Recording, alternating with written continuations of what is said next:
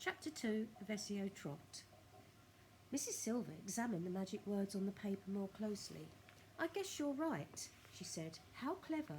But there's an awful lot of poos in it. Are they something special?" "Poo is a very strong word in any language," Mr. Hoppy said, "especially with tortoises. Now what you have to do, Mrs. Silver, is hold Alfie up to your face and whisper these words to him 3 times a day, morning, noon and night. Let me hear you practice them." Very slowly and stumbling a little over the strange words, Mrs. Silver read the whole message out loud in tortoise language. "Not bad," Mr. Hoppy said, "but try to get a little more expression into it when you say it to Alfie. If you do it properly, I'll bet you anything you like that in a few months' time he will be twice as big as he is now." "I'll try it," Mrs. Silver said. "I'll try anything, of course I will, but I can't believe it will work." "You wait and see," Mr. Hoppy said, smiling at her. Back in his flat, Mr. Hoppy was simply quivering all over with excitement. "You slave for life," he kept repeating to himself. "What bliss!" But there was a lot of work to be done before that happened. The only furniture in Mr. Hoppy's small living room was a table and 2 chairs. These he moved into his bedroom. Then he went out and bought a sheet of thick canvas and spread it over the entire living room floor to protect his carpet. Next he got out the telephone book and wrote down the address of every pet shop in the city. There were 14 of them altogether. It took him 2 days to visit each pet shop and choose his tortoises. He wanted a great many, at least 100, perhaps more, and he had to choose them very carefully. To you and me, there is not much difference between one tortoise and another. They differ only in their size and in the colour of their shells. Alfie had a darkish shell, so Mr. Hoppy chose only the darker shelled tortoises for his great collection. Size, of course, was everything. Mr. Hoppy chose all sorts of different sizes, some weighing only slightly more than Alfie's, 13 ounces, others a great deal more. But he didn't want any that weighed less.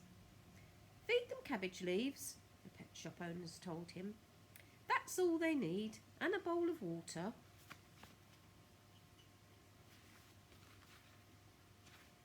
When he had finished, Mr. Hoppy, in his enthusiasm, had bought no less than 140 tortoises, and he carried them home in baskets, 10 or 15 at a time.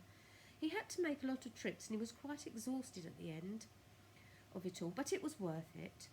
Boy, was it worth it. What an amazing sight in his living room was when they were all there together.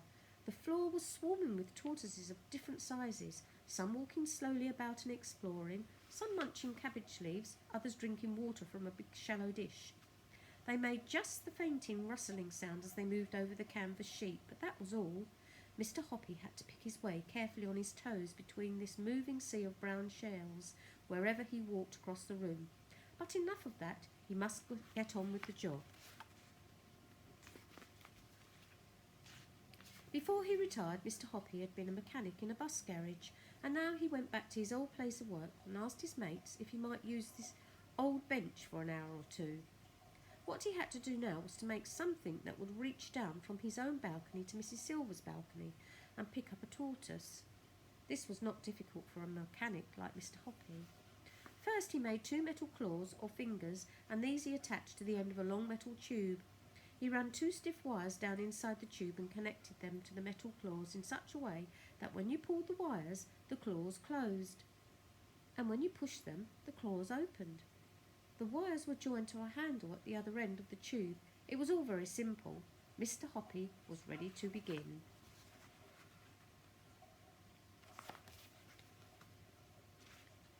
Mrs. Silver had a part-time job. She worked from noon until 5 every weekday afternoon in a shop that sold newspapers and sweets. That made things a lot easier for Mr. Hoppy.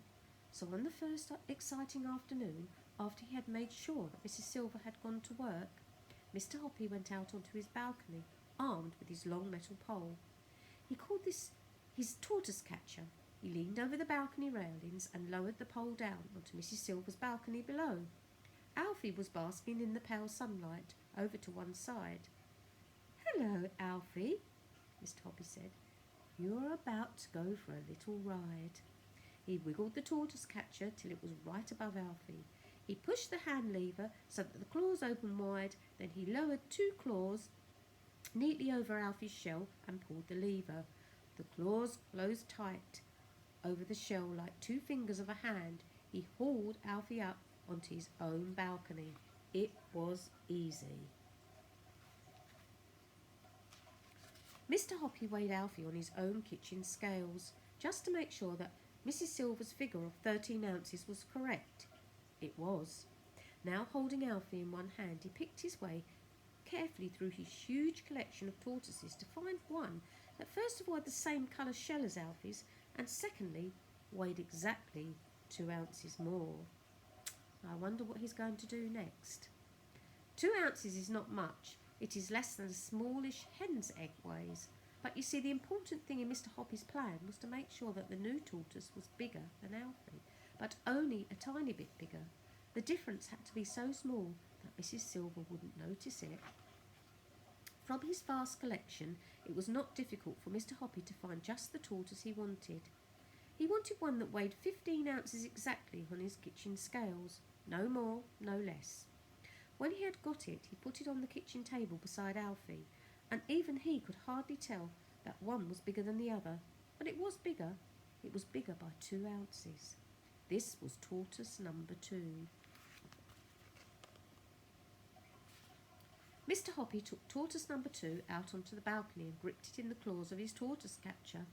Then he lowered it onto Mrs. Silver's balcony right beside a nice fresh lettuce. Tortoise number 2 had never eaten tender juicy cabbage leaves before.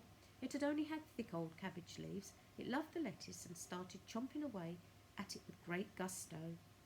There followed a rather nervous 2 hours wait for Mrs. Silver to return from work.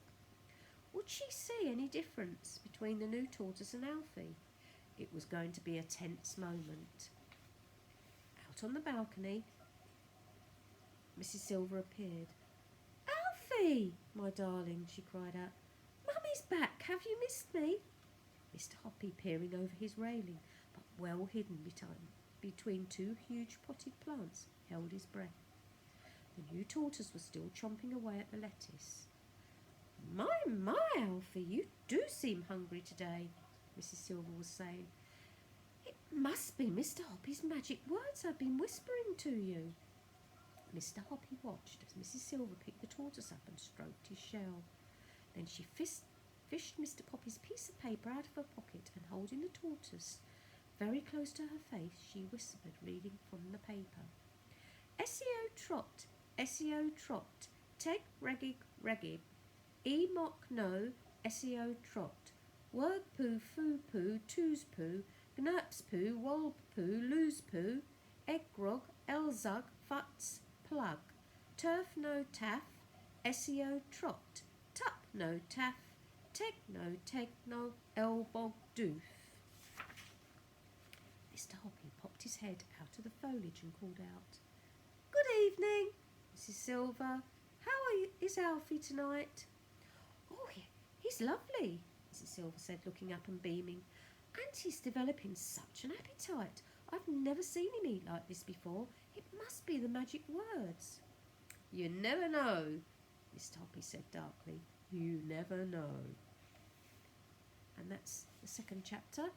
Join me for chapter number 3 next time.